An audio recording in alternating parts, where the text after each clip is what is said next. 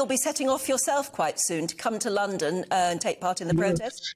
In about an hour. The coaches in Coventry, we've got 5 coaches coming, so that's about 200, 250 people, and we'll all be leaving just after 8 o'clock. Look, what do you want the government to do in this? What direct action are you calling for? Well, I think wages have to rise so that families can work and not have to claim benefits. That's the first thing, and I think that would take a £15 an hour minimum wage. And I think then we need a mechanism whereby we don't fall behind the rocketing rise in prices. You don't need me to tell you that fuel's reached record prices again this week. There's gas, electric, food, millions of people using food banks and so on. We want measures that lift working people out of this crisis. Look, on a personal perspective, I, and I'm sure a lot of people watching, absolutely understand that position and would sympathise with that position.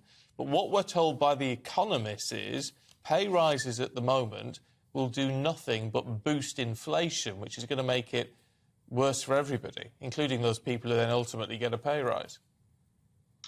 I suspect, a bit like lawyers, it depends which economist you ask that question of, because not getting pay rises mean that literally millions of people will not be able to put food on the table. And when the winter comes, and let me give you an example.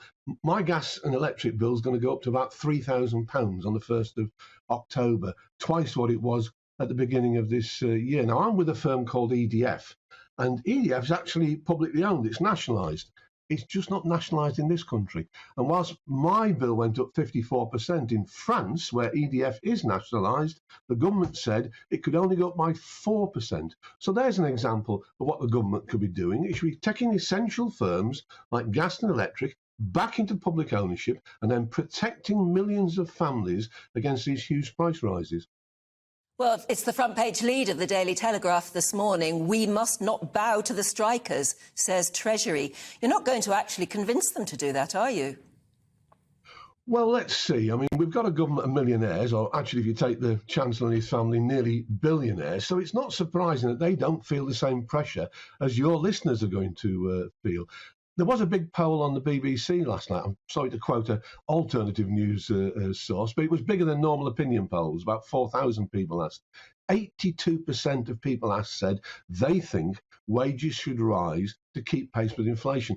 Now, experience, and I've been at this 50 years, tells me that just by asking a Tory government doesn't get you things. So unfortunately, working people have to join unions, they have to negotiate, and the RMT, which are going on strike next week, have spent 2 years trying to negotiate in terms of pay levels, but also against job cuts and changes to their pensions. But if at the end of the day, those things are not achievable by negotiation, the only thing working people have got left is the power of a strike.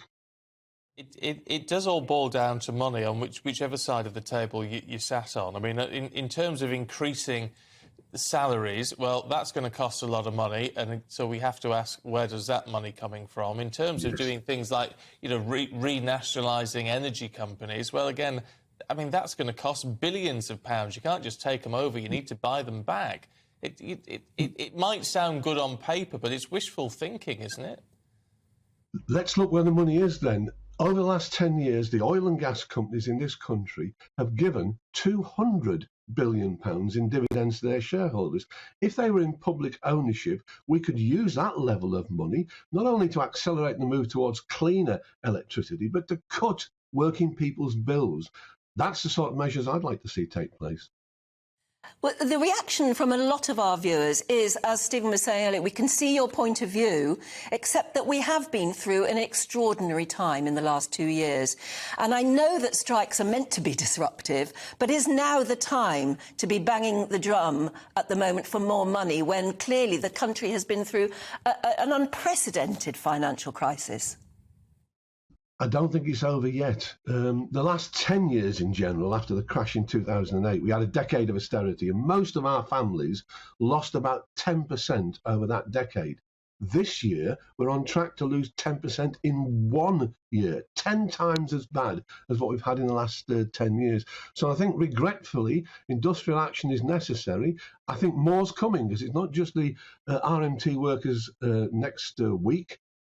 communication workers union, the postal workers, as well as the telecoms are balloting. Even the doctors are talking about balloting for strike action. We need action, and today's demonstration, and there will be tens of thousands, as you say, in London this morning, they'll be calling for action now to protect the majority of working families.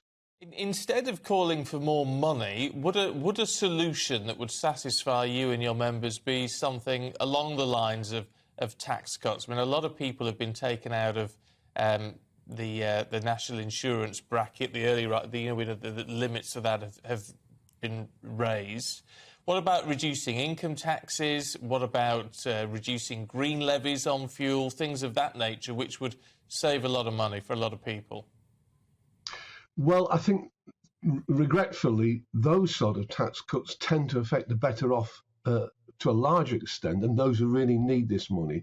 I think it is a rise in the minimum wage, and I would argue, by the way, not only a 50% rise in the minimum wage to £15 an hour, but we need something commensurate for people on pensions and benefits as well. They haven't got the power to strike in the same way as workers do. But when you talk about reducing levels of national insurance, which works across the whole of income, it's those at the top end who get the best benefit. Those at the bottom face a larger share of their income going on gas, electric, on food, on fuel and so on. They need higher wages to cope.